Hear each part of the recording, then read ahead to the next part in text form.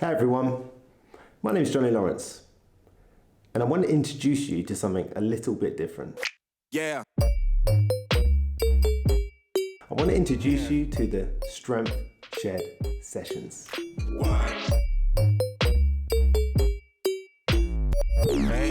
Hi, my name is Johnny Lawrence and welcome to the Strength Shed Sessions. The Strength Shed, a place where you can get both physically strong and mentally strong. Today I have a very special person in and I'm very much looking forward to talking to her. It's a lady who some years ago participated in a TV show called SAS Who Dares Wins. Many think she should have won, but there you go. I looked long and hard through my vocabulary to find the right word for her. My vocabulary is not brilliant, but I think I cracked it. Badass. That's the word I'll come up with. Thanks. Bethany Robinson, how are you doing? Hey, yeah, I'm really good, thanks. Thank you so much for coming in today. Thank you. Although you got slightly lost, exposed you straight off the bat. I didn't have my compass. No, well, that's right, yeah.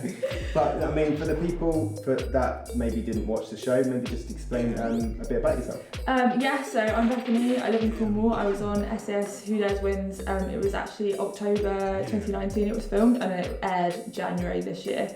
And I'm also a CrossFit athlete and I've competed in Olympic weightlifting and I just like dabble in all the sports basically. Yeah, like all of them? Yeah, all of them. Darts? No, I'm really rubbish at darts. No, I see you on Instagram now, just, you know. No, I've started cycling quite a lot recently. I did my first triathlon last year, yeah, and I'm just like, I love being like a beginner at things and just trying new stuff because CrossFit's all about functional fitness and being able to just dabble in stuff. So I'm sort of testing that and going out and playing the sports. Amazing. That's a really good way to look at things. I'm jealous really because I'm 40, so I'm rubbish at everything now. So. No, I mean, we'll rattle straight into the questions if you don't mind. And the first one's a really easy one for you actually, which is where did you grow up and what was it like? So I grew up in Cornwall, but I was originally born in Stockport, but we moved down when I was 3, so I was really lucky to kind of get out of the city and move down to this incredible place. And my childhood was like, I grew up on a farm, so it was different. Like my mum, I always remember my mum because she's not the typical like female role model that you'd have. Okay. I didn't know how to do makeup or hair or anything when I was a kid because she was always like just getting stuck in like 25 kilo feed bags over her shoulder. Okay. Like, she's little as well. She's like 5'4" or 5'5". She's not a big lady.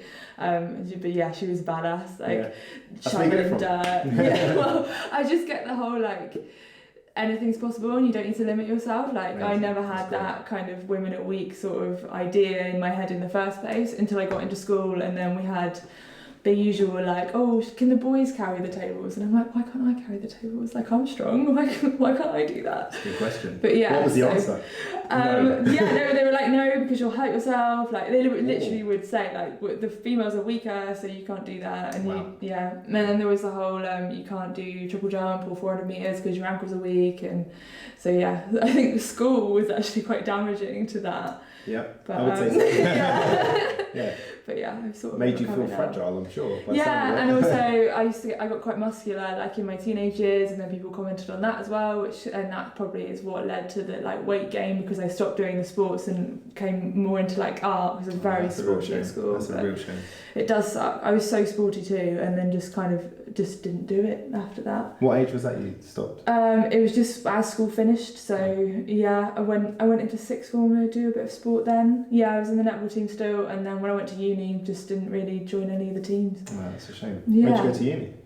Falmouth. Oh, cool. Yeah, I did contemporary crafts. Why would you go anywhere else? Yeah. It's like really beautiful. Well, it was the only place that did the course I wanted to do. But also, yeah, it's beautiful. What was it called? I didn't leave. Contemporary crafts. They don't do it anymore. Right. But yeah, it's like art, but making stuff. So you had a real happy childhood then? Yeah, for the most part. It was lovely. My parents got divorced when I was like 14, 15, which was difficult, but not as difficult as other things I've experienced since then. So, yeah,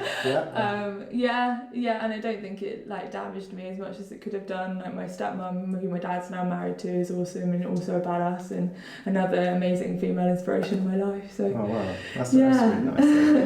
It's good that you noticed that. I think I mean, so you say you stopped doing sports, but obviously, at some point you got back into it, Yes. into sport, into health and fitness. What drew you into that?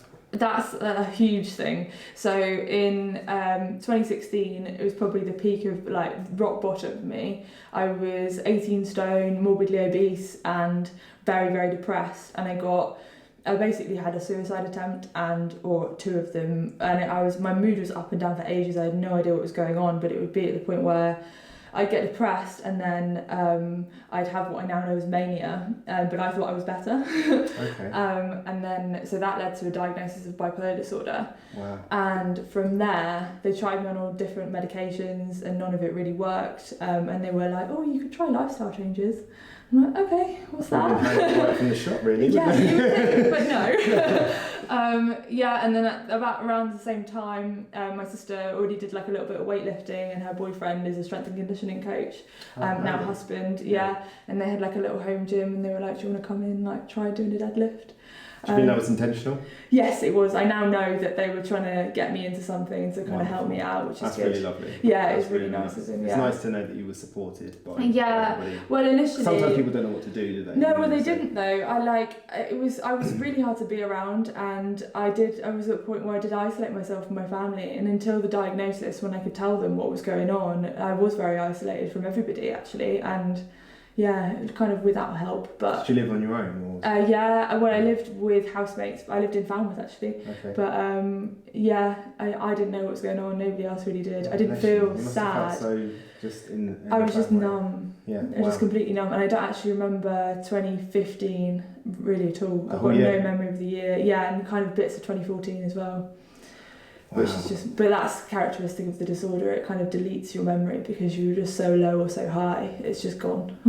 Wow. So that drew you back into the health and fitness. Yeah. So I started weightlifting, and within honestly, it was weeks. I was deadlifting. See the excitement, like. I was deadlifting like 90 kilos in the first couple of weeks, and deadlifting then 90 kilos. Yeah, what? And then a couple of months after that, I built up to 172 kilos, which is just 170. Yeah, is that all? My biggest deadlift to date. Is it? Wow, and I held on to that for a couple of years, and did that in a competition as well. Actually, did you? Always did 172. I never got over that. Yeah. But yeah. Was it 172 or 72.5? 72.5. I should. I've given you every single bit.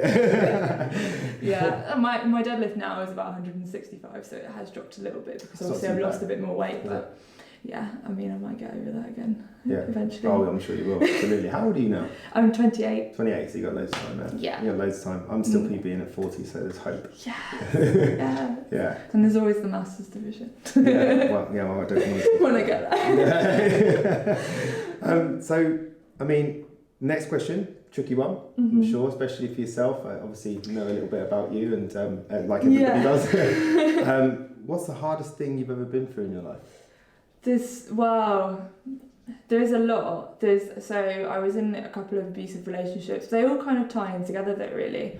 So I've sort of figured it out in the abusive relationship that I had. The one really, there's been more than one, but one really, really bad one was the trigger for my bipolar disorder. Right. So that was while I was in university, and it started off with like emotional abuse. He would just completely like attack my self-esteem, like make me feel uncomfortable in my own body, and I already struggled with body image as it was, and then just basically tell me I was stupid all the time, or like knock me down, and then the abuse became more physical, like when we get drunk and go on nights out, and then it would just get more and more physical, but I was already in a place where I felt like I deserved it, and he'd already made me like a shadow of myself, so yeah, I was just, that was hard. Yeah. And then from there, I got out of that relationship.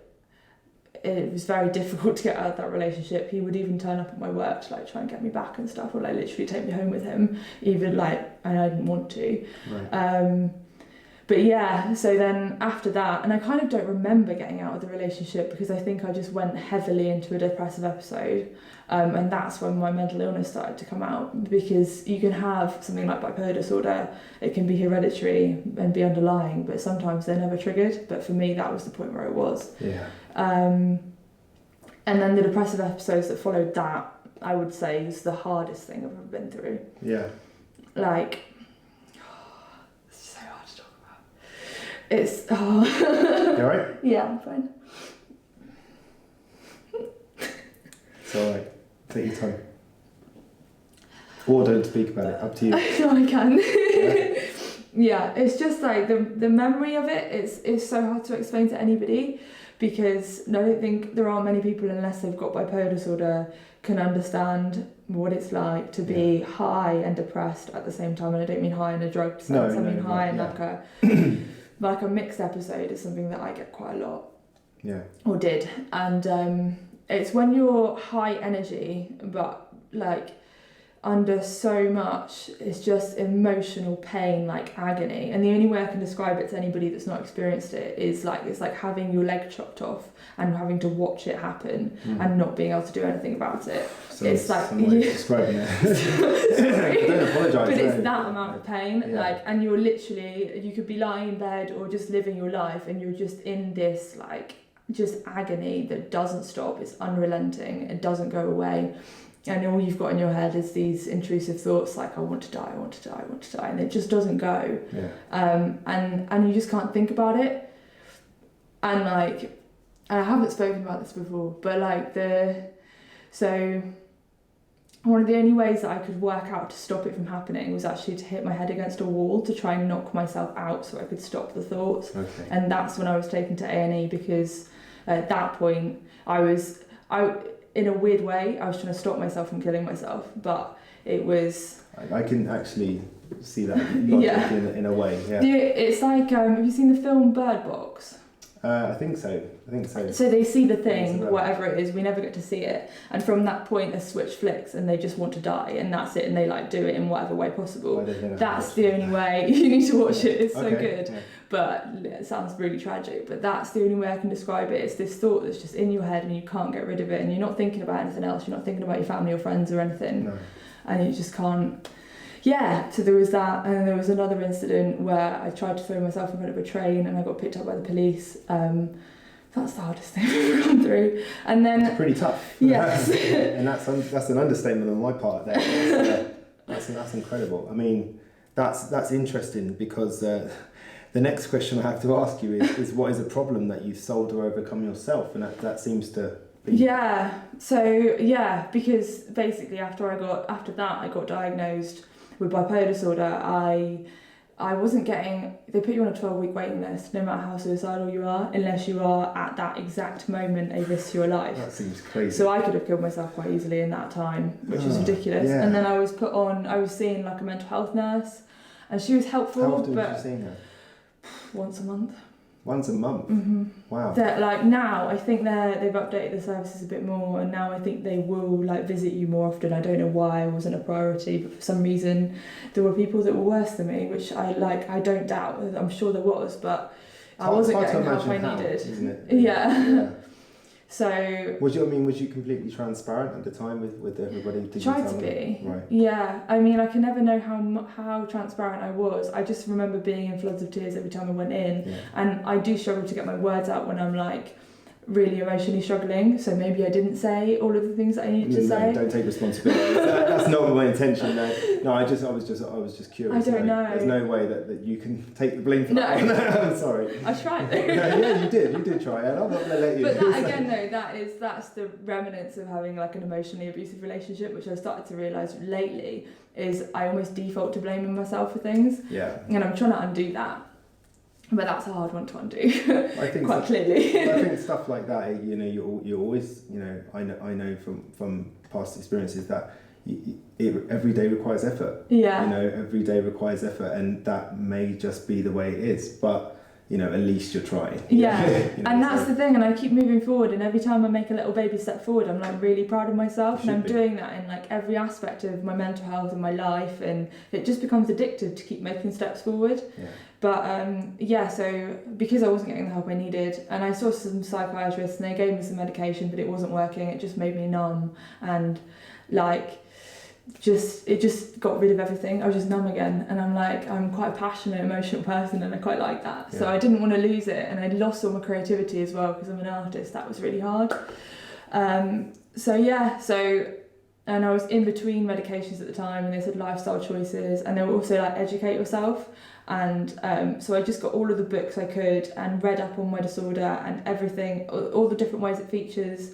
I listened to things about other people that have it. There's an amazing woman called Kay Redfield Jameson, and she's got it. She's also a psychiatrist, and she went through like her whole... It's very poetic. Oh yeah, and she actually, and funnily enough, with the like poeticness, she made a book that was her like clinical diagnosis of bipolar alongside poetry and artwork and of all of the people that have had it. That's really cool. Like, because Van Gogh had bipolar disorder. That Starry Night, the sky that he painted, he was in a manic episode. And like a load of the famous poets, and this is why a load of famous people have bipolar, it's because it makes you intensely creative. Yeah. So it's really hard to match that, and that's why a lot of us don't want to lose it. But yeah, so she talks quite freely about how she's found her way to continue to be creative, still have the disorder, but be able to control it. So I was like, this is what I'm going to do. And yeah, what a great role model for somebody who's searching so hard for answers. Yes, yeah, exactly. And this is the proof that sharing your story helps, because I listened to her book that was An Unquiet Mind. It's called. Yeah, well, yeah. This is what I try to do. Got it on film now. But yeah, and she went through her whole journey, and it was exactly the same as my journey, apart from she was in medical school and I was in art school. And yeah, and then I was like, well, if she's there, then I can recover as well. That's great. And yeah, and I found my route through fitness. That's I mean, fitness, it should be a no-brainer, but it isn't always. No. It really isn't. But you know, it does do a lot for people's mental health. It really is. Oh, you're going to show your bottle now. She's ashamed of her bottle. There's nothing wrong with that. It's a lovely bottle. I know. See when I could find. She wouldn't put it on the coaster, you see. I mean, it sounds very similar to question 3, but what is the most painful thing that you've been through in your life? Literally, just the emotional pain of going through that.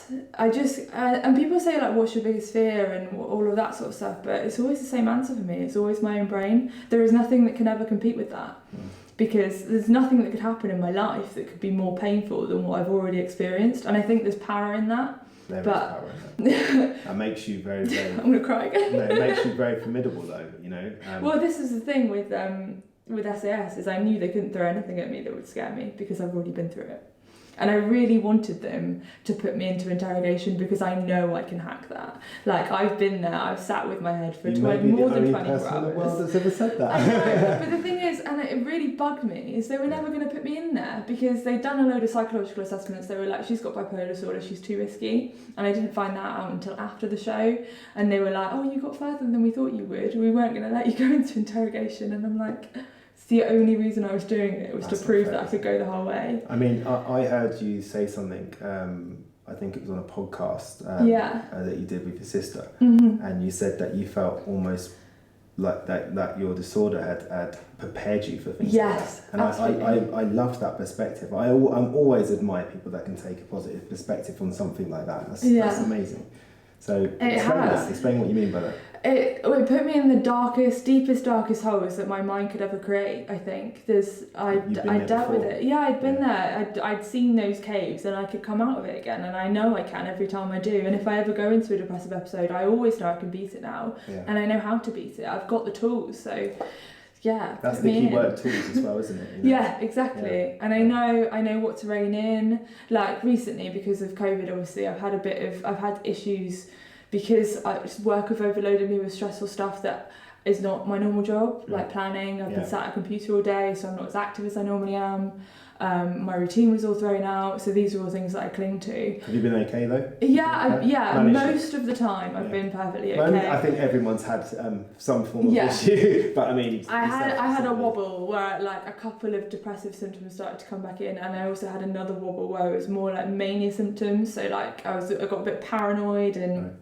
I started speaking too fast, and my mum's very good at noticing that kind of stuff. Like she'll see when I'm going a bit too up, and I just look excited to every other person, but she knows. So she pointed out, and we know when I get to that point, then I can't drink because that's a trigger, not even one, and I've got to make sure I'm sleeping because I can just stop sleeping and continue with all my creative, amazing projects. Yeah. But then eventually I'll crash. So. I just rein all those things back in, like check, am I sleeping, am I eating properly, because nutrition is super important. And the doctors explained it to me, like if you can give your body its best chance to be as healthy as it possibly can be, then all of the chemistry in your brains will start to sort itself out again. So, and I guess that's what happens. Man, I mean, it's not the next question, but I mean, talk to me about the, you say that you were up for the challenge, like what drew you to the TV show? It was I saw the interrogation phase and I saw everything they put them through and I was like, I can do that, I know I can do that. See, most people stop there. I could do that, yeah, of course you could. But you were like, no, I'm going to do that. Do it, Well, that was the other thing, is because I obviously have this mental illness, and I know full well that you can't get into the military if you've got mental illness. You can't even get in if you've had more than 2 depressive episodes. Really? So part of that was me wanting to prove that wrong. And I also wanted to show that women can be strong as well, and that because it was the whole like women are now being introduced into stuff like the SAS and like high roles in the military, and I compete with men on a daily basis, and I can pick up a man, which I proved on the show. Like I know that like there is. Although men are naturally stronger than women, and they definitely. Well, I'm stronger maybe than the average man, but women just have to train harder to get as strong as the men that are in the military, and that's where the emphasis should be. It shouldn't be that women can't necessarily do it, because we can get there, and I hopefully I did prove that. But that was another thing. It was kind of like a hit back at all of my childhood. Like in school, women are weak. Your ankles are weak. You can't run a 400 meters. Kind of thing. I mean, I did my dissertation on that strength training and women, and I thought it was going to be a physiological thing, but it turned out to be so like sociological and psychological.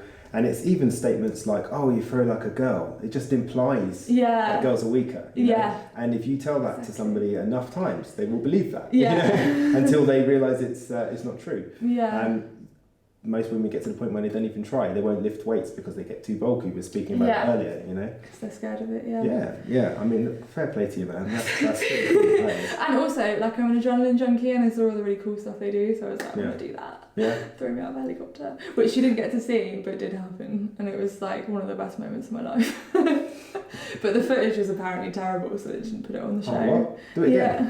Happily. Hey, you got a YouTube channel. I challenge you to jump out of a plane. I'll do it. Someone will take me. I might have just paid for someone. I just need a helicopter. I'm sure we know somebody.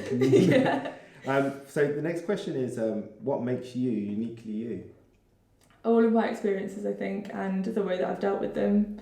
And my brain is just, I like to use the terminology like neurodiverse, because I've got so many diagnoses that it's becoming a bit ridiculous now. But I'm okay with that. And some people, I did a post about it on Instagram recently, like I'm one of those people that has like everything.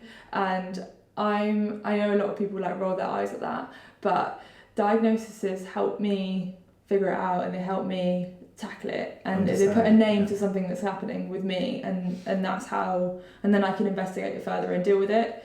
But so my brain's wired a bit differently. I don't care about that anymore. And I think it's a strength. I was going to use the word strength. That's exactly what I was going to say. It sounds to me it's your strength. I mean, you just, the fact that you just want to explore it, understand it. And I hear it a lot from you in this interview. I want to beat it. It's like, okay. I see it as something to tackle and to beat. I almost personify it in my head. So then that helps. And I also think that battle that I've had has just transferred into all of the other things. Anything that I'm struggling with, like even in CrossFit, if there's something that I'm finding difficult, I'm like, I can beat that. I just need to find the right tools, and then I'll get there. Just need to find the method. Some role model. Hey, what? Don't be silly. What do you mean, don't be silly? Seriously, you kidding? Like, I mean, I don't even know. Rarely am I speechless, but thank you. Okay, so your strength. I would absolutely agree with that. Physically and mentally, and I know a bit about them things, so that's amazing. What's one thing that people always ask you for help with? Weight loss. Really? Yeah, because I have lost quite a dramatic amount of weight. How do they do that? Through social media? Yeah, I get lots of messages. That's why the first video I made was the weight loss one. It was like how I did it, because I just needed something that I could send to people, because I get so many messages, and I love it because it means that people are believing that it's possible, and that was my aim initially, to like show, because actually I used to watch Obese the Beast back when I was obese, and I was like, he's the person that made me think it was possible, and I want to be him for other people. I want them to see me and go, oh yeah, I can do that. That's lovely. That's so really. So you do that for all your social media, and you've got a YouTube I channel. try to, like, I just talk about the main things. I try and be more of a starting point than that. I'm not coaching people through nutrition or anything like that. But you're inspiring, and actually I want people to believe and to kind of know, because there are so many people that like advocate all of these stupid diets, and I just want to knock that down, because I did all of the diets. I did like keto and paleo and intermittent fasting, and that 5-2 one, which is like starving yourself, which from someone that's had an eating disorder, it's just a terrible thing to do. And I'm just like, no, calorie deficit. And I think so many people are drilling that now, because that's all it was, and it wasn't even. It was hard, but it was simple. Yeah. And as long as you keep going and you're consistent, you'll get there. Yeah. No matter how big you are. Yeah, patience. Exactly. Yeah. That's patience, brilliant. Know what you're doing. Literally couldn't have said that about myself. No, honestly, that's amazing. I mean, it's. I said to you earlier, you know, in theory, the nutrition part of any training and the training part of any training is easy. You just do it or you don't do it, right? But that's the problem as well. Mm-hmm. It's doing it, it's having that mindset, and it's having that belief that you can do it, and that's what you're doing. You're inspiring people. Every time they want to quit, they do a diet for 2 or 3 weeks, and you're like, oh, I'm not losing the weight, they look at your video, and there you go. They got the inspiration back. And that's another thing that I've realised that I help people with as well, is that my ways of tackling things, like so I had a big problem with binge eating, and also what do you do when you go out? Yeah. Like some of my experiences with that can help other people, and that I'll be making more videos on that, and like loads of taller, bigger girls want to see like, oh, what I eat in a day from me, because all of the girls I feel on YouTube, I can't relate to what any of them eat in a day, because they eat so little. And I can only relate to the men, because I'm 84 kilos, I've got like a lot of muscle, and I'm 5'9", so I eat a lot. And I've had loads of messages recently from women that are like, what do you eat? I need to know what to eat. And all I see is these women eating nothing, and I know I can't do that because I want to perform. So oh, I love that. I look forward to watching it. I mean, like, eating for performance is fantastic. It's changed. I've seen it change a lot of women's perspective on food. Because all of a sudden they're not so bothered about getting skinny. They want to be strong. And hey, I want that deadlift. I want that 165, that 170, that 180. So that's amazing. I do feel like a little bit of an imposter with that though, because it is still something that I'm struggling with. No, but it's like I've not completely dealt with it because I've got body dysmorphia, and that's something that it's not gone. And I think part of that you get from having such a dramatic weight loss in a short space of time. You don't really know what your body looks like, and I've never known whether I was fat, because the whole weight thing was so skewed. Like my mum was 9 stone, but I was 12 stone when I was 13, and my mum was like, I'm fat at 9 stone, and I'm like, well, am I obese? Like, I don't know, but I was taller than her, and now I know that. But it's always skewed my perception of my own body, and I think that developed the body dysmorphia. And now, even it was like a month ago, I was like, I'm gonna start eating for performance, because I was dieting, and although I was like preaching it, I wasn't practicing what I preach. And now I am.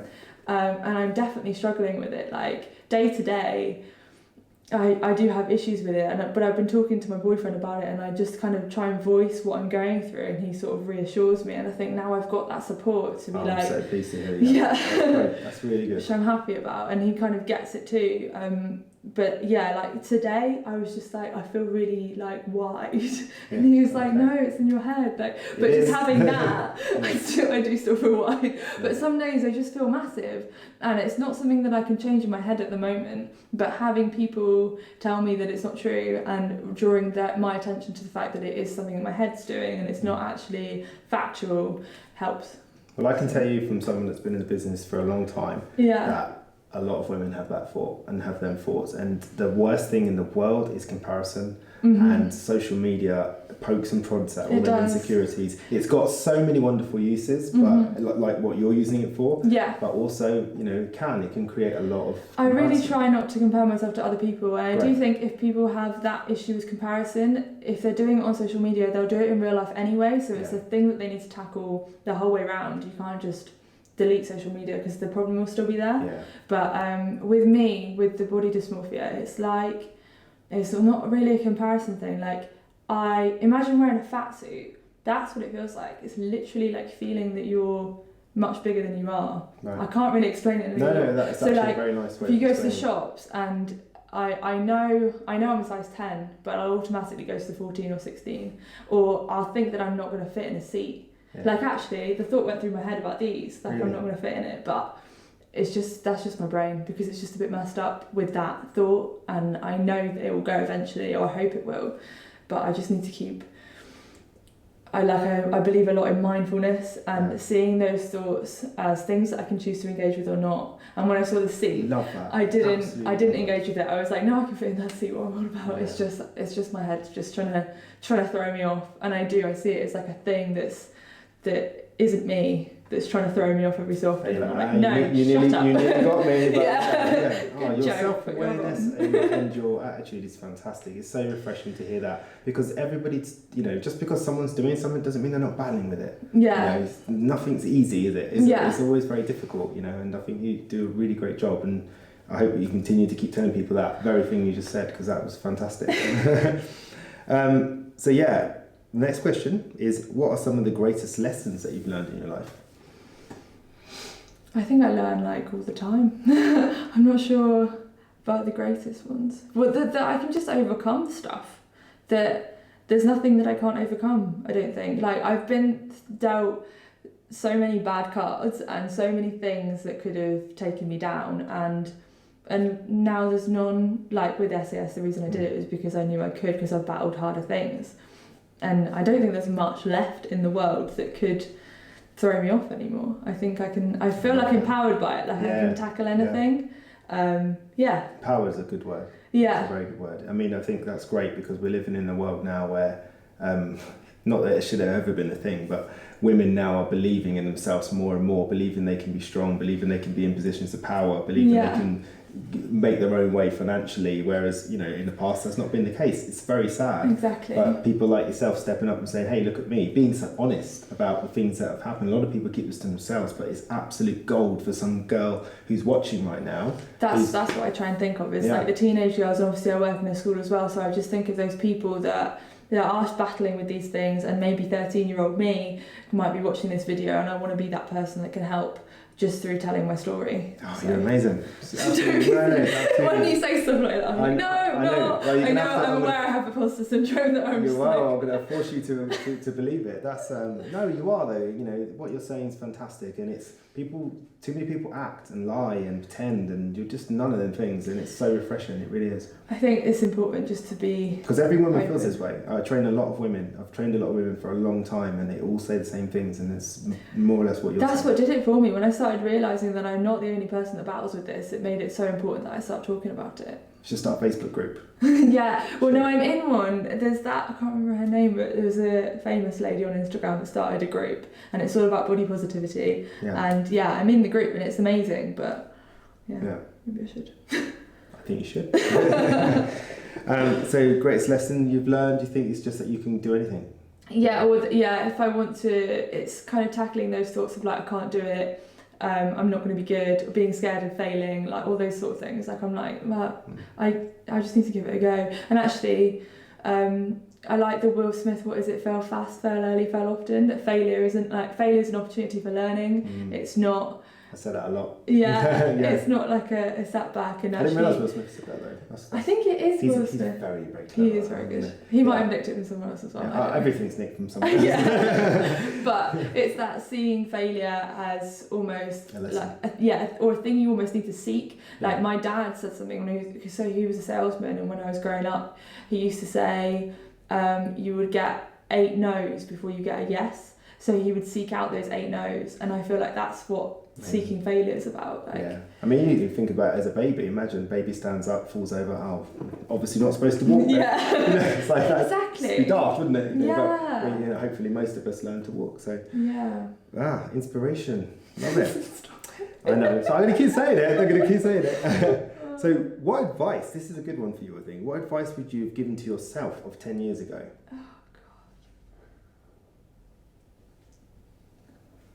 I'm gonna cry again. There's just so much. I don't think I could. No? Maybe that you'll get through it? Yeah. That you're strong? Stay strong, you know? I don't think there's anything that could prepare somebody for that. No, I'm sure you're right. Yeah. Well done. You alright? Yeah. Yeah. Sorry. One thing she asked said she didn't want to cry. I cried on telly as well, didn't I? I'm not like, I don't cry loads in my day-to-day life. I don't get this vibe of this is on purpose or anything like that. No. This is just who you are. It just hits me hard. But she truly did. Before we put the camera I'm talking on, about hard, like, things that have affected me so much in my life. Yeah. It's the thoughts. And actually, when I started like talking therapy, it was the thing that I was most scared of, is talking about the stuff that I'd been through, because I knew I'd get super emotional and then I wouldn't be able to talk about any of it. You know that's not weakness, right? No. It's not weakness at all. It's not. It's a hard thing to talk about. Yeah. And you're being really, really brave about it. And I think in some regards that might be what's, you know, that overwhelming feeling of pride, that's emotion. That's simmering up. You should be really proud of yourself. You really should. Yeah. I just think, like, when you said that, I just thought of just myself as a teenager, and it's just so shit that I had to go through that. Yeah, it's not fair. No. But I mean, you're forging your way and you're making everything better for yourself. And because you're so inspirational, you may be able to prevent someone else from going through exactly, that, and that's why I'm doing it. The life's work, isn't it? You know, never stop doing that. Yeah. That's amazing. Have I got mascara all down my face now? No, you haven't. This is when you look at the video and you go, liar, Johnny! No, you haven't, honestly. Actually, I don't know why I did not think to bring tissues to any of these interviews. Well. So, but there you go. She thought she cried on telly, she's probably going to cry. I had no expectations. I just knew. They didn't give me tissues there either, they just filmed me closer. Wow. I know. Talk about kick someone when they're down. God, that show, anytime anyone was struggling, there was a girl literally drowning behind me, and I was going to go back and try and like rescue her because I couldn't do that. And then I saw a cameraman swim past me, so I was like, it's fine, he's going to go help her. He just filmed her. No way. Yeah. You've got to be kidding me. No way. And then every time I was crying, nobody tried to give me a tissue or anything, they were just like... Brutal. Yeah. What's next for you? I'm just going to keep doing this. I think I just want to talk about it more. I'd like to work with some mental health charities. I'm going to do a bit of work with Bipolar UK and just try and talk about it more, just to help more people, because I think this is what I'm meant to do. I'm meant to share my story. Absolutely. So that Absolutely agree. And also, I love public speaking. I love doing this sort of stuff. I love chatting on videos, and I can talk for England. So just before this, my wife popped over to say hello. Yeah, half an hour late we were, weren't we? Sorry. I'm not sure whose fault it was. I think it was me. I've got a way with getting people to talk. But and I love my job as well. I really love my job. I work in an SMH school, so I kind of get to help kids that are struggling with similar things to me. Oh, great. Yeah, so and I've got a unique insight. Yeah, and they don't know that. They're not aware of that, but although they might be now. Now I've been on the telly, I don't know. What are their ages roughly? They're all primary to secondary, but I mostly teach. I'm like GCSE art teacher, so amazing. Yeah, mostly. But yeah, it's great. So yeah, I want to do that and some more talks. Yeah, I'd quite like to do like a TED talk at some point now. Oh, I think you'd nail that. I actually know some people in that. We'll talk about that. Yeah, cool. So that could be quite fun. Yeah, that's amazing. I mean, obviously spreading your message is social media based really at this stage. Yes. Especially this year. Blimey. So, I mean, please tell everyone your social media. So I'm Sporty Beth CF on Instagram and YouTube actually, and Facebook. Oh, that was easy. Yeah, Sporty Beth, if you search that, I normally come up. Right. At the risk of making you cry again, you're an incredible person. You really are. You're an absolute inspiration. You are a badass. How you can be all them things at once is pretty cool. And I'm really grateful for you doing this today. And I'm so glad to have met you. And hopefully it's the start of a wonderful friendship. Yeah. Thank you so much. No, thank you. And thanks for your time and thanks for being so honest. And it's okay. And I think it's great what you're doing. And anything I can do to encourage that and help, I'm there, man. I'm there, friend for life. Yeah. Right. Thanks for watching, and I'll see you on another episode. Wow, that was great. Wow, that was really, really impactful and inspiring. That's the first time I've ever met Bethany Robinson, and what an amazing person. I was blown away by all aspects of her. She was just phenomenal. She really is the real deal. She is exactly as she seems. She is ridiculously inspiring, incredibly strong, and a real wonderful human. So yeah, if you ever see her, give her a high five, man. She's awesome. I loved what she said about not being afraid to fail. And once you believe in yourself, you can do anything. They are goosebump pieces of advice that stand the test of time and apply to everyone. So thank you so much, Bethany, for your time, and thank you so much for telling your story. You're an incredible person, and I'm going to be on your case from now on, so watch out. Thank you everyone for watching these series of interviews. The whole purpose of this was to show that lots of people believe that in life you have to do everything right. You have to always make the right decisions. You have to always do everything right. When actually sometimes life, you mess up, but that mess up provides you the opportunity for growth and success. And everyone I've interviewed is successful in my eyes. And they've achieved stuff that most people don't get to achieve. But they've done it and they suffered the whole way through, but they've carried on, they've bounced back. Every single interview has got a little lesson attached to it that you can take from. And they're all incredible people. So I'm extremely grateful for all of their time and for all of their lessons. I feel like I've grown as a person just from these interviews, and I'm really grateful for everybody's time, absolutely everybody. And I'm super grateful for everyone that watched and everyone that's subscribed over the last few weeks. Thank you so much for your support, and I'm sure that I'll do this again. When I do, you'll be the first to know. So thank you for watching, and hopefully I'll see you again on another episode of the Strength Shed Sessions.